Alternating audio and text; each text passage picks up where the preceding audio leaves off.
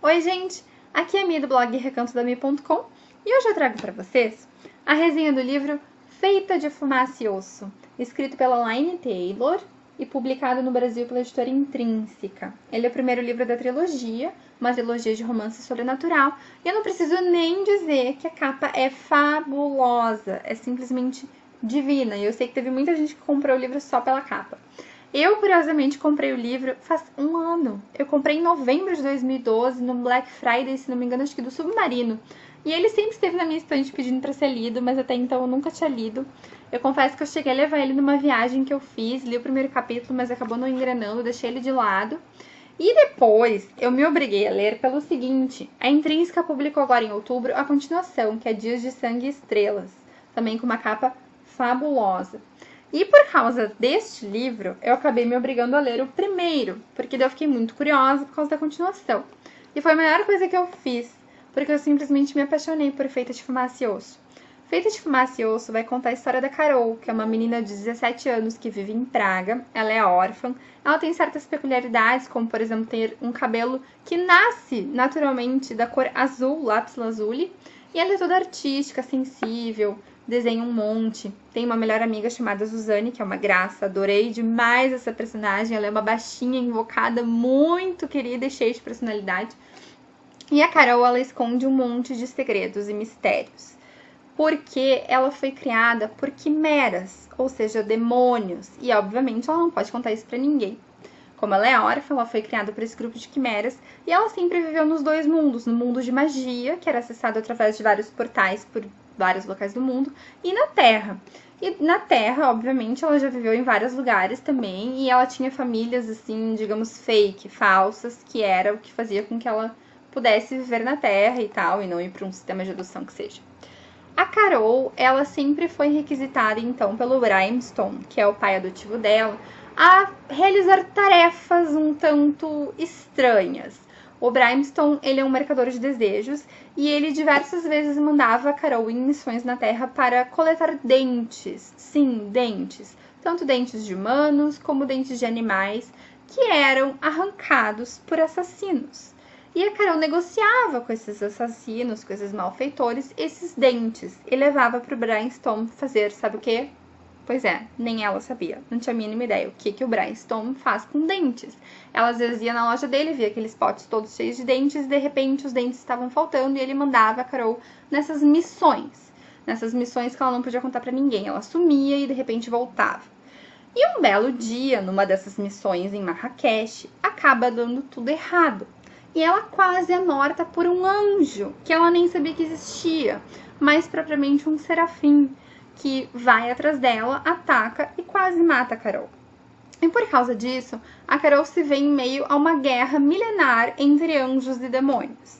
E muitas coisas acabam acontecendo e ela vê que esse anjo não é bem o que ela imaginava. E ela acaba se apaixonando pelo anjo. E fica no meio também de uma guerra entre os anjos, o amor dela e a própria família. E nesse caso, o que vai vencer? Como ela vai se posicionar? Ela vai acabar ficando com o anjo dela e escolher o amor, ou ela vai ficar do lado da família dela? Bom, digo uma coisa, leiam e descubram minha famosa frase das resenhas em texto no blog. Por falar nisso, Feita de Fumaça e Osso já tem a resenha em texto no blog, eu vou deixar na descrição aqui do vídeo do YouTube para vocês também lerem, certo? O que eu posso dizer do livro para vocês? Eu adorei a narrativa da autora, é uma narrativa em terceira pessoa, barulho de sirene, eu acho que vocês vão ouvir no vídeo, tá? Deixem passar, continuo falando. É uma narrativa em terceira pessoa, eu achei a narrativa super jovem, envolvente, com umas pitadas de comédia, assim, um pouco de ironia, um pouco de humor negro. Eu achei, assim, uma linguagem coloquial bem gostosa, que tu consegue se identificar logo com, assim, consegue se envolver logo na história.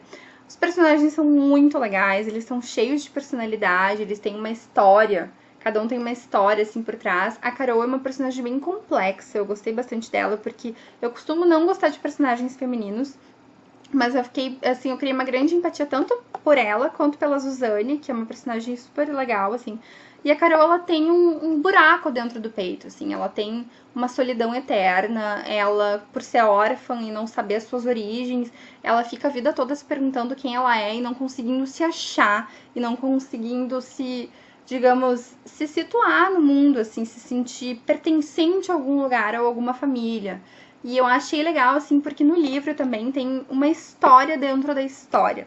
Então, na verdade, são duas histórias dentro de um livro só. Lá pelas tantas vão rolar vários flashbacks, a gente vai voltar para o passado e os mistérios vão ser desvendados, digamos assim.